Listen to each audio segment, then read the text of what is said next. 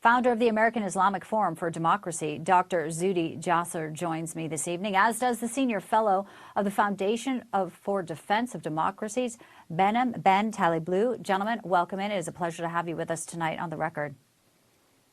Pleasure to be with you. I'll start with you, Behnam. You know, Israel is still recovering the bodies of hostages. We're still seeing their faces here. And meanwhile, the top court of the United Nations appears to be siding against Israel. How do you parse and make sense of any of that? Unfortunately, this seems to be going from bad to worse, particularly within international organizations and particularly within international legal organizations, or those that purport to have this kind of sovereignty.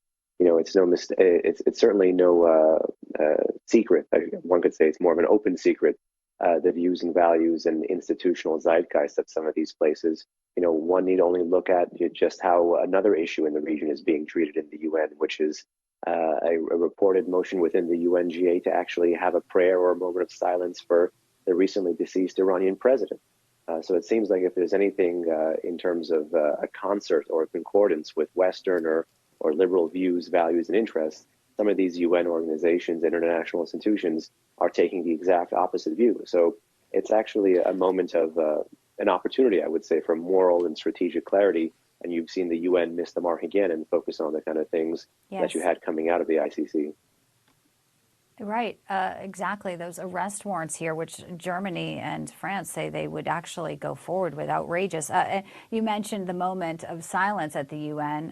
While we talked about hostages too, we also, have to look at the wider picture here. Hamas terrorists and its backer hate the United States. According to reports now, Wednesday, thousands of mourners at the funeral of Iran's President Ibrahim Raisi chanting death to America there. So as we look at America developing support for Israel as the war continues, Dr. Jasser, how do we get folks to wake up and really see the true threat that Iran and its proxies are, not just there, but also on our homeland here in the United States?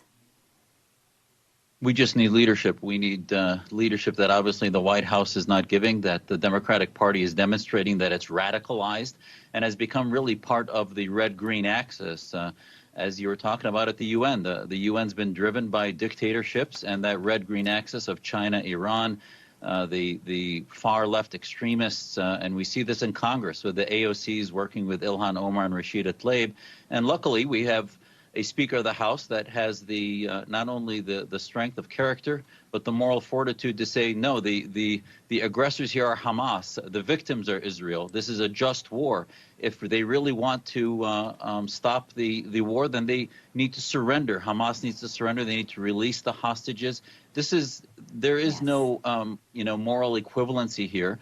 And the more they hem and haw about not welcoming Netanyahu to lead the free world as he has been doing, and Israel, the little Satan, is actually little America.